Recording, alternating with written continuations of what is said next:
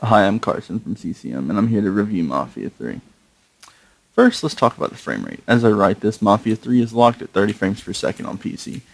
The developer says it's aware of this problem, and that an update is due for release this weekend that will fix it. But it's still baffling to me. They should have known there would have been outrage in the PC community. Mafia 3's imitative documentary framing uses a familiar format that hooked me almost instantly. The atmosphere which flows from the abundant, era-appropriate soundtrack and the mind-blowing New Orleans-inspired backdrop pulled me in further.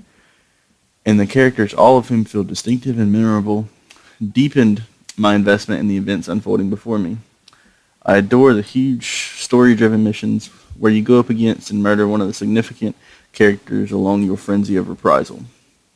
Especially marvelous was one that occurred in a dreadful surrendered amusement stop that was halfway overflowed, sneaking through the different attractions and getting into gunfights in a merry-go-round was unique, essential, and a huge amount of fun. That being said, the weight of these enormous experiences isn't about as energizing.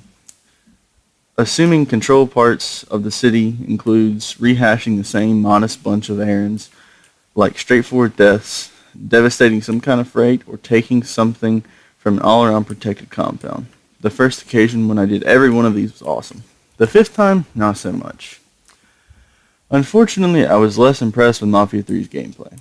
At first, the controls felt sluggish in the way that games running at 30 frames per second do, which is mostly very run-of-the-mill. Part of that is on account of Mafia's combat. It certainly falls into the domain of natural, however useful.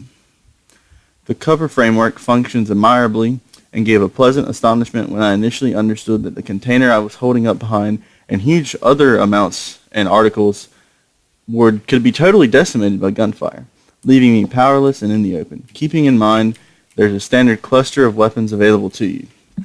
I found that the most valuable approaches to murder adversaries are whistling to stand out enough to be noticed while still in stealth and noiselessly killing them or simply utilizing my fundamental gun skill.